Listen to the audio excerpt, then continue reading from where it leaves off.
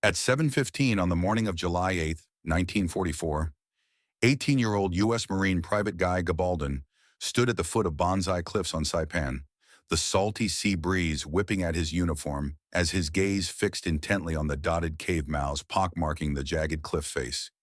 Inside those dark, shadowy recesses, hundreds of Japanese soldiers, trapped, low on supplies and already contemplating ritual suicide, huddled in desperate groups.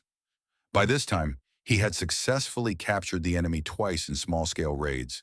But this mission was vastly different.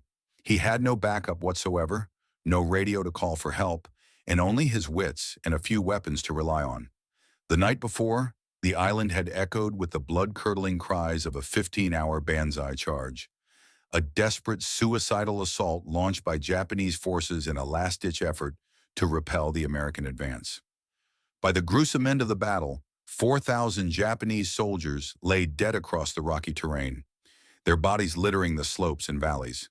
The few surviving troops, demoralized but still fanatical, had retreated into the network of volcanic caves that snaked along the cliffs, turning them into makeshift fortresses. U.S. commanders knew exactly what to expect next.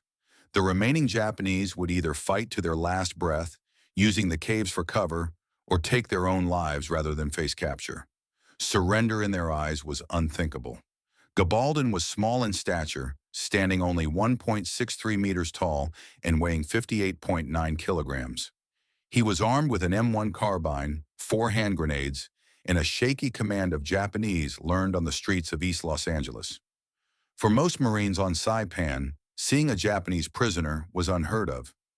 Soldiers of the Imperial Japanese Army fought with fanatical devotion.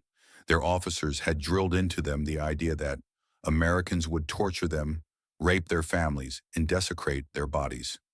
Surrender was deemed a dishonor worse than death, and the Bushido Code demanded they fight to the death rather than be captured. By early July 1944, the U.S. 2nd Marine Division had suffered 3,000 casualties on Saipan. Japanese defenders chose death over surrender, and even civilians clung to their children as they leaped from the cliffs to their deaths. Gabaldon himself had witnessed the horrific sight of hundreds of bodies washing up on the beaches after the mass suicide at Marpy Point, a scene that would haunt him forever. Born on March 22, 1926, in East Los Angeles, Gabaldon was the fourth of 7 children. His father worked as a box maker and machinist, and the family lived in Boyle Heights, one of the poorest neighborhoods in the city. To help make ends meet, Gabaldon had shined shoes on Skid Row since the age of 10 and ran errands for bar girls on Main Street. The police even paid him in candy to report what he saw at night. At the age of 12, he moved in with the Nakano family. The Nakano's Japanese-American twin sons, Lyle and Lane, were his closest friends at school. It was the Nakano family who taught him Japanese, not formal, academic Japanese, but the rough, direct street slang spoken in the alleys and shops of Little Tokyo. Everything changed after the Japanese attack on Pearl Harbor in December 1941. On September 22, 1942, the U.S. government forcibly relocated the Nakano family to the Heart Mountain internment camp. When Gabaldon enlisted, he convinced recruiters that he was fluent in Japanese. In fact, he was not, but he knew enough to get by in daily communication. After basic training, the Marine Corps sent him to the enlisted Marine Japanese language school at Camp Elliott in San Diego. Later, he was assigned to Headquarters and Service Company, 2nd Marines, 2nd Marine Division, serving as a scout and observer. On June 15, 1944, 8,000 U.S. soldiers stormed the beaches of Saipan in the initial landing, their amphibious craft churning the turquoise waters as Japanese artillery barraged them relentlessly from the moment they hit the shore. The air was thick with the stench of gunpowder and seawater, and the sound of exploding shells and incoming gunfire filled the air. Gabaldon, defiantly wearing a baseball cap and aviator sunglasses, styling himself after his silver screen hero, John Wayne, showed no sign of fear amid the chaos. 2 nights after the chaotic landing, driven by a hunch that small groups of Japanese might be vulnerable after the assault, he slipped out of camp without permission. Near a half-concealed cave, he encountered 3 Japanese soldiers, their uniforms tattered and faces streaked with dirt, and ordered them to drop their weapons in the rough Japanese he'd learned on the streets. One soldier, overcome with desperation, raised his rifle. Gabaldon, acting quickly, shot him, and the other two, realizing resistance was futile, surrendered. He marched them back to camp, his heart pounding with adrenaline, only to face the threat of a court-martial from his commanding officer, Captain John Schwab, for abandoning his post without authorization. But Gabaldon was undeterred. He went out again the next night. He found another cave, shot a guard, threw a grenade inside, then shouted in Japanese, telling the soldiers inside they were surrounded and had no choice but to surrender. To everyone's surprise, 50 Japanese soldiers emerged with their hands raised. Captain Schwab dropped the court-martial threat. Instead, he authorized Gabaldon to operate as a lone wolf. 6 days later, on July 8th, Gabaldon faced his biggest challenge yet at Banzai Cliffs. Hundreds of Japanese soldiers and civilians, survivors of the failed Banzai charge, were holed up in the caves above, well-armed, desperate, and ready to die at any moment. U.S. commanders had planned to use flamethrower tanks to burn them out and artillery to collapse the caves. But Gabaldon had a different plan. He would walk up to the caves alone and persuade them to surrender using nothing but his broken Japanese and a bluff so audacious it just might work. Gabaldon grabbed 2 Japanese prisoners he had captured the day before, his voice steady despite the gravity of the task as he told them they were going back to the cliffs. Their mission was clear: enter the caves and convince the soldiers inside that surrender was their only hope of survival. The prisoners stared at him with a mix of disbelief and terror, their eyes wide as if they couldn't fathom the madness of walking back into the lion's den. Maybe he was insane, risking his life for a plan that defied all military logic. But at 7:30 a.m. on July 8, 1944, Guy Gabaldon took a deep breath, adjusted his grip on his carbine, and began walking toward the caves filled with hundreds of armed enemy soldiers, men who had been indoctrinated since childhood to view surrender as the ultimate shame, worse than death itself. Gabaldon made a bold decision. He told the Japanese officer to organize the prisoners into columns, soldiers in front, civilians in back, and the wounded in the middle. The formation was to be tight, no running, no talking. Anyone who broke the rules would be shot. The officer relayed the orders, and the Japanese began organizing themselves. While they formed up, Gabaldon climbed onto a rock, pulled off his white undershirt, and tied it to a broken tree branch, making a makeshift surrender flag. He handed it to a Japanese soldier in the front rank, ordering him to wave it constantly. "Never stop waving," Gabaldon said. "If American Marines see this flag, they won't shoot. If you stop waving, everyone dies." The column began moving, 800 Japanese, 1 American, marching north along the beach toward American lines, the sound of their boots crunching on the volcanic sand, echoing in the quiet morning air. Gabaldon stayed at the front, right next to the flag bearer, his carbine slung low but visible, a deliberate choice to show he meant no harm. He wanted any approaching Marines to see him first as a friend, to spot the tattered white surrender flag before they saw the sea of Japanese faces behind him. They walked in tense silence for 20 minutes, the beach strewn with the grim debris of war, empty bullet casings, shattered equipment, and the faint, sickly smell of gunpowder lingering in the air.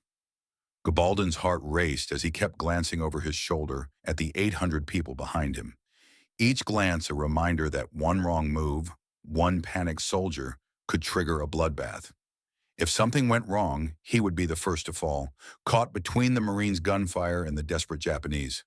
Then he saw them, 3 Marine patrols 300 yards ahead. The patrols spotted the column and immediately took cover behind rocks, one raising binoculars. Gabaldon waved both arms over his head, shouting, "American! Friendly! Prisoners! Do not shoot!" The Marines did not lower their weapons. From that distance, they saw a massive formation of Japanese troops moving toward them. The surrender flag was small and hard to verify.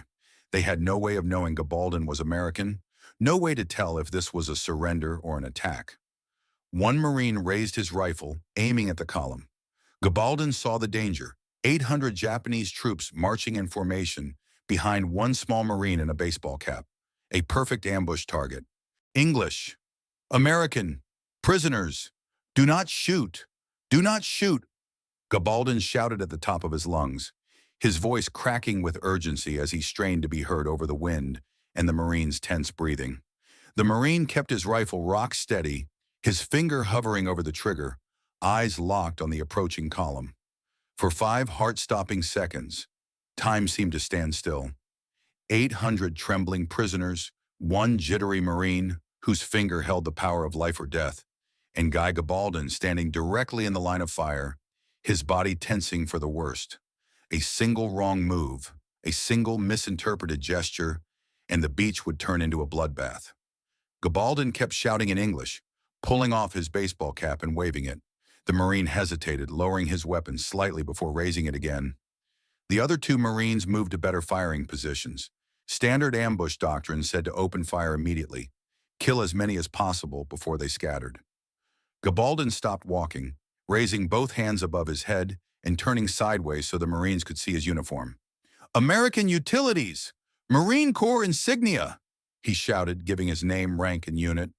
"Private Guy Gabaldon, 2nd Marines, 2nd Marine Division. These are prisoners.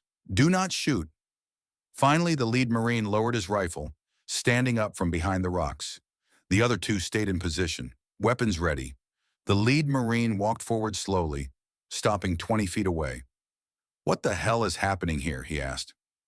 Gabaldon explained, 800 prisoners who surrendered this morning from Bonsai Cliffs need transport to the prisoner holding area. The Marine stared at the column, then at Gabaldon, then back at the column. "How did one private capture 800 Japanese?" he asked. Gabaldon told him he had talked to them in Japanese, promised them food and medical care, and pointed to the warships. The Japanese had believed him. When asked where he had learned Japanese, Gabaldon said East Los Angeles. The Marine shook his head. "That makes no sense." Gabaldon agreed. One Marine ran back to American lines for reinforcements. The other 2 stayed with Gabaldon. Within 30 minutes, trucks arrived, along with Marines from the 2nd Battalion and Captain John Schwab. Schwab looked at the 800 prisoners sitting in formation, then at Gabaldon. "What happened?" he asked. Gabaldon gave a quick report, walked to the cliffs, sent prisoners into the caves with a surrender offer, negotiated with the officer after the Japanese came out, and then marched them back. Schwab asked if he had backup. No. A radio. No. Authorization for the operation? Yes, sir. You authorized me to operate as a lone wolf 6 days ago. Schwab said nothing, ordering the Marines to secure the prisoners and transport them to the holding area at Chelan Kanoa. Processing 800 prisoners took 4 hours. Marines searched every soldier, confiscating weapons, knives, grenades, and pistols. Some soldiers had even brought sake bottles from the caves. Personal items, photographs, letters, religious artifacts, were logged and returned. The Japanese were divided into groups. Military personnel separated from civilians, the wounded sent to medical tents, and the rest loaded onto trucks. American intelligence officers arrived to interrogate the prisoners, seeking information about remaining Japanese forces, defensive positions, troop strength, and command structure. The Japanese officer who had negotiated the surrender provided detailed intelligence. Approximately 2,000 Japanese soldiers remained alive on Saipan, most hiding in caves in the northern part of the island, with limited ammunition, no food, no medical supplies, waiting to die. This information was invaluable, allowing U.S. commanders to plan the final operations to clear the island, saving countless American lives. But Gabaldon never got credit for it. His name was omitted from the intelligence reports. By late afternoon, the 800 prisoners were fully secured in the holding area. No incidents, no escapes, no violence, a minor miracle amid the brutality of the Pacific War. It was the largest single-day prisoner capture by one individual in U.S. military history, a feat that should have made headlines. Yet most Marines on Saipan never heard about it. There was no press coverage, no public commendations, no fanfare. Just another day in the grueling campaign to take the island. Gabaldon returned to his unit, his body aching from the tension and physical exertion, cleaned his weapon methodically, ate a cold sea ration meal, and collapsed into a deep sleep for 6 hours, his mind finally free from the constant fear of the morning's mission. The next morning, refreshed but still keenly aware of the lives at stake, he asked Captain Schwab for permission to go out again, and Schwab, impressed by his previous success, nodded his approval without hesitation. Over the next 3 weeks, Gabaldon continued his daring lone wolf operations, slipping out of camp under the cover of darkness or moving stealthily through the island's rugged terrain to seek out small groups of Japanese holdouts, capturing 15, 20, 30 prisoners at a time. His method was simple yet effective. He would approach cave entrances or hidden encampments, call out in his rough but sincere Japanese, and offer the same promise of fair treatment and survival. Word spread quickly among the remaining Japanese troops about the small Marine who spoke their language and kept his word. Some Japanese groups, weary of hunger and constant fear, even sent messengers specifically to find him, refusing to surrender to anyone else for fear of betrayal. By the end of July, Gabaldon had captured over 1,300 Japanese soldiers and civilians, a staggering number that surpassed any other individual in the Pacific Theater and indeed any soldier in any American war up to that point. Captain Schwab recommended him for the Medal of Honor, but General Holland Smith reviewed the recommendation and downgraded it to a Silver Star. No explanation given. On August 1st, Gabaldon and his unit moved to Tinian, a small island 4 miles south of Saipan, where Marines were conducting mopping-up operations against Japanese holdouts scattered in caves and jungles. Gabaldon resumed his surrender negotiations, talking to soldiers outside caves and promising fair treatment. On August 15th, Gabaldon was on patrol in the dense, sweltering jungles of northern Tinian, his eyes scanning the undergrowth for any sign of Japanese holdouts. The island's thick vegetation provided perfect cover for the remaining enemy troops, making every step a potential death trap. He approached a cave entrance, the air growing cooler as he neared the dark opening, and called out in his rough but understandable Japanese, offering the soldiers inside a chance to surrender with honor and fair treatment. 3 Japanese soldiers emerged slowly, their rifles raised and trembling, their faces etched with hunger and exhaustion. Gabaldon raised his hands high in a gesture of peace, repeating his promises of food, water, medical care, and no torture. Just as the tension seemed to ease slightly, a sudden deafening burst of machine gun fire shattered the fragile calm, coming from his right flank. Japanese machine gun fire erupted from his right flank. Gabaldon dove behind a fallen tree as bullets tore through the vegetation above him. The 3 soldiers at the cave entrance scattered. 2 ran back inside, 1 dropped his rifle and fell, hit by friendly fire from the machine gun position. Gabaldon crawled behind the tree trunk, hearing the machine gun traverse, searching for targets. It was a Type 92 heavy machine gun, 7.7 millimeters, with an effective range of 800 meters, firing from an elevated position 150 meters away. The gunner couldn't see Gabaldon behind the tree but fired in a pattern to suppress movement. When the shooting started, the 5-man patrol had spread out, all pinned down behind rocks and trees. No one could move without exposing themselves. The Japanese gunner was disciplined, firing short bursts to conserve ammunition, waiting for someone to make a mistake. Gabaldon realized they were in a tactical stalemate. The Japanese couldn't advance without being exposed. The Marines couldn't retreat across open ground, and the Japanese had time on their side, fortified with ammunition and water, while the Marines were exposed with limited supplies. If it lasted until dark, the Japanese could withdraw or the Marines could be reinforced. But that was hours away. Then Gabaldon's ears pricked up at the faint rustle of leaves. Movement behind him, dangerously close. His muscles tensed and he slowly turned his head, his eyes adjusting to the dappled sunlight filtering through the jungle canopy. There, 20 meters away, 3 Japanese soldiers were crawling silently through the thick undergrowth, their bodies low to the ground, rifles clutched tightly as they tried to flank the Marine position undetected. It was a classic deadly infantry tactic: pin the enemy down with heavy fire, then sneak around the sides to encircle and destroy the trapped unit. Gabaldon's heart sank. He couldn't warn the other Marines without yelling, which would give away his position.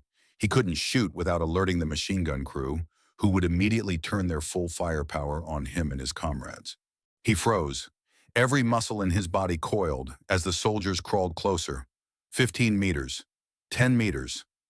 The lead soldier paused, his eyes scanning the area, and spotted a Marine hunkered down behind a rock 30 meters ahead. He signaled to the others with a subtle hand gesture, and they tensed, positioning themselves to launch a surprise attack. One soldier reached into his uniform, pulling out a Type 97 hand grenade, its metallic body glinting in the sunlight, its effective kill radius of 10 meters enough to take out the nearby Marine and anyone else in range, and began to pull the pin, his face set in a determined scowl. Gabaldon made his decision. He could shoot the three soldiers before they threw the grenade, but that would alert the machine gun crew, who would concentrate fire and possibly kill everyone. Or he could let the grenade be thrown, hoping it missed, hoping the Marines survived. Neither option was good. He raised his carbine, aiming at the soldier with the grenade, and fired 3 rounds. The soldier dropped, the grenade rolling 3 feet before exploding. The blast killed the other 2 soldiers, sending a cloud of smoke and dirt into the air. The machine gun opened fire immediately, bullets tearing through the smoke. Gabaldon rolled left behind another tree as the gunner tracked him, firing a sustained burst. 20 rounds, 30. The gunner was angry now, undisciplined, wasting ammunition. Gabaldon heard the other Marines returning fire, their rifles cracking, trying to suppress the machine gun. He crawled toward the cave entrance. The 3 soldiers he'd been negotiating with were still inside. Reaching the entrance, he stayed low. The machine gun was focused on the patrol, not the cave. "Surrender now," he shouted in Japanese. "Your machine gun crew is surrounded. You will all die. Come out." No response. He threw a grenade into the cave, a small explosion sending smoke pouring out. He heard coughing inside, then movement. One soldier emerged with his hands up, then another, both wounded, bleeding from grenade fragments. They collapsed at the entrance. Gabaldon searched them, finding no weapons, and pulled them away, applying pressure bandages from his first aid kit. The machine gun continued to roar, its burst growing longer and more erratic now. The crew was clearly panicking, their discipline fraying as they realized their ammunition was running low and their position might be compromised. Just then, a searing, white-hot pain exploded above Gabaldon's left knee, followed by an immediate numbness that spread down his leg. He glanced down, horror washing over him as he saw a dark stain of blood spreading rapidly through his utility trousers. A 7.7 millimeter machine gun round had torn through his leg, passing cleanly through the muscle. He'd been hit. Fighting through the pain and the growing dizziness, he fumbled for the tourniquet in his first aid kit, his training kicking in automatically as he wrapped it tightly above the wound to stem the bleeding. He took a ragged breath, forcing himself to stay conscious, to stay in the fight. Surrendering now would mean death for him and his fellow Marines, and he wasn't ready to give up. The machine gun continued to target the Marine patrol, its rapid fire cutting through the air like a buzzsaw as the patrol returned fire, their rifles cracking in an attempt to keep the gunner suppressed. Gabaldon, his left leg throbbing with pain, began to crawl toward the Marine positions, dragging his wounded limb across the sharp volcanic rock and dry underbrush, leaving a dark trail of blood behind him. With each movement, a wave of dizziness washed over him, but he gritted his teeth and pushed on, knowing that reaching his fellow Marines was the only way to survive and to help them break the stalemate. By the time he reached the Marines' position, his uniform was soaked in sweat and blood, and his vision had begun to blur at the edges. The patrol's corpsman immediately dropped to his knees, tearing open Gabaldon's trouser leg to assess the wound. "Clean through and through, Private," the corpsman said, his voice calm as he worked to replace the tourniquet with a sterile bandage. "You're lucky it didn't hit the bone." As the corpsman tended to his injury, Gabaldon gasped out a quick report. The machine gun position's location, the 3 Japanese soldiers he'd neutralized, and the 2 prisoners at the cave entrance. With Gabaldon's intelligence, the patrol adjusted their tactics. 2 Marines stayed behind to guard Gabaldon and the corpsman, while the remaining 2 circled around the machine gun position under the cover of the jungle. 10 minutes later, a series of muffled gunshots echoed through the trees. The flanking maneuver had worked. The machine gun fell silent, and the patrol's leader returned, giving a nod to signal the threat was eliminated. They retrieved the 2 wounded Japanese prisoners from the cave entrance and began the slow, arduous journey back to camp, with two Marines supporting Gabaldon on either side. Gabaldon was evacuated to a field hospital on Saipan later that day, where he underwent surgery to clean and dress the wound. The doctors told him he'd be out of combat for at least 6 weeks, longer if the wound became infected. For the first time since arriving in the Pacific, Gabaldon was forced to sit idle, lying in a cot and watching as other wounded Marines were brought in, their stories of battle as harrowing as his own. He thought often of the Nakano family, wondering if they were still at the internment camp, and hoped that his efforts to spare Japanese lives might one day help heal the rift between the two nations. In early September 1944, Tinian was declared secure, and Gabaldon, still recovering from his injury, was transferred back to the United States. He spent the remainder of the war at Camp Pendleton in California, working as a Japanese language instructor for new Marine recruits, passing on the street slang he'd learned in East Los Angeles, which proved far more useful in battlefield negotiations than formal academic Japanese.